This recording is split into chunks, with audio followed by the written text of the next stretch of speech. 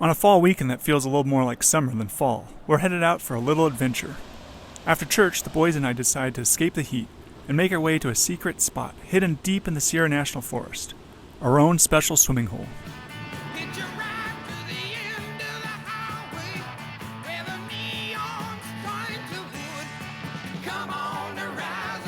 The road's a little rough, winding its way through pines and cedar trees, but that's all part of the fun.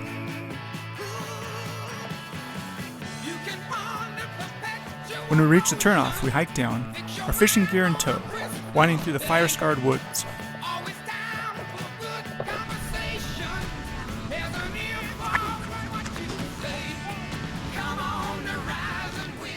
We finally reach our secret spot, a pool of cool, crystal-clear water, fed by a beautiful 10-foot waterfall. But before jumping in, we have to try our hand at a little fishing.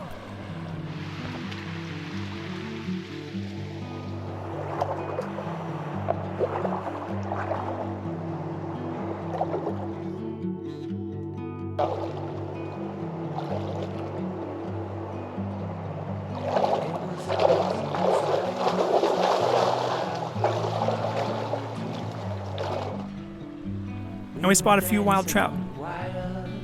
But they're easily spooked and hide in this mountain stream. These trout don't seem to be too interested in biting today, but that doesn't stop us from having a blast.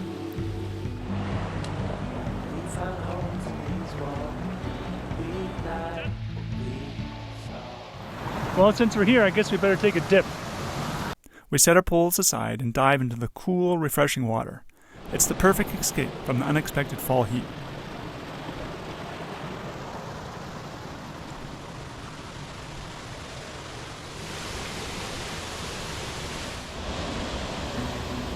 At the edge of the pool, there's a granite face with a sketchy rope anchored to a tree.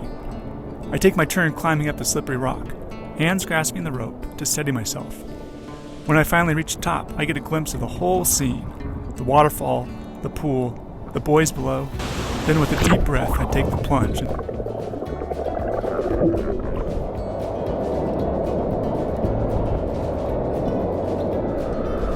After we cool off, it's time to dry off and head back home. There's one more thing waiting for us: the apple trees in our orchard, bursting with fruit. Well, we did some fishing and some swimming, and now we're headed back to the wildlife homestead to do a little apple picking. The season has turned, and our apples are ripe for the picking. Come along with us.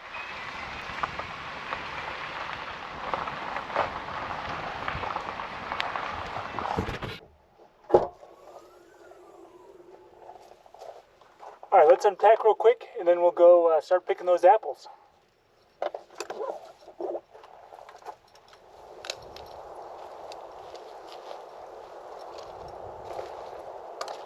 Well, we didn't catch anything today, but you know what? That's okay in my book. In an instant satisfaction, instant gratitude world that we live in, sometimes it's okay not to get what you're after and to learn how to live without it. Now, don't get me wrong, I'd like to catch some fish. I always do. I'm hooked for life. But sometimes you catch them and sometimes you don't. It's all about the experience, time together, and fun out there exploring. The perpetual hope of a fly floating down a creek and waiting for a trout to rise is something that's always going to intrigue me. And I like that. And most of the time we're out there, it's not because we're out there to catch fish, it's just to be out in nature, exploring creation. So, yeah, it is what it is. There's plenty of fish out there, and we'll catch them another day. Let's go pick some apples.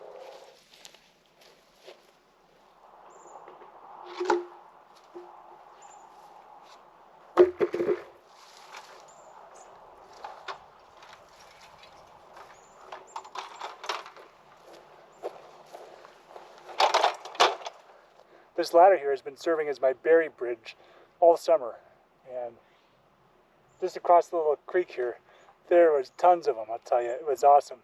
We'll bring this over there and start getting some of those apples that came ripe.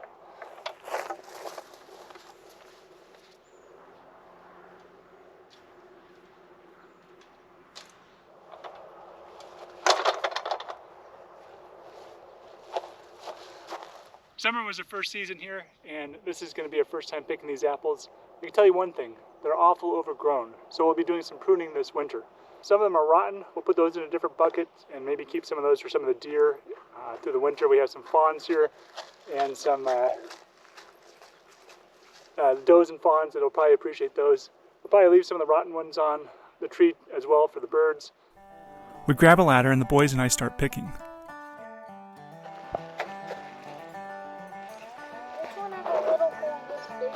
Okay, if it's got a little bruise or something, let's put it in the bad one.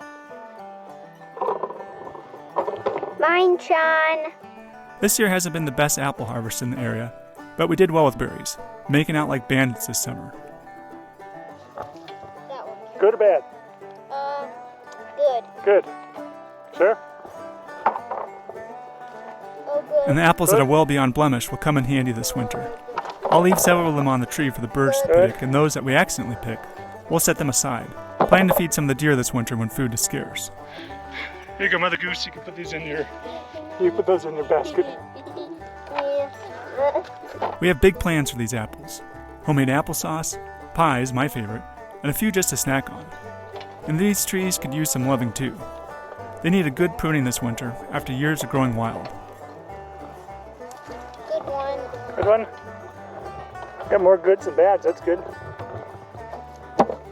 If anybody out there has some experience picking apples, about varieties or general upkeep, pruning, when to pick, when to harvest, why some of these are rotting or not, I don't know if that's something biological or if birds are getting to them or if they're just overripe. But if you have any information, I'd love to hear about it. Let me know in the comments below. But for now, we enjoy what they've given us and plan to share some with the other animals on the property. Well, I think we'll call that a day of apple picking and fun adventure. It's days like this that make me grateful for the simple things.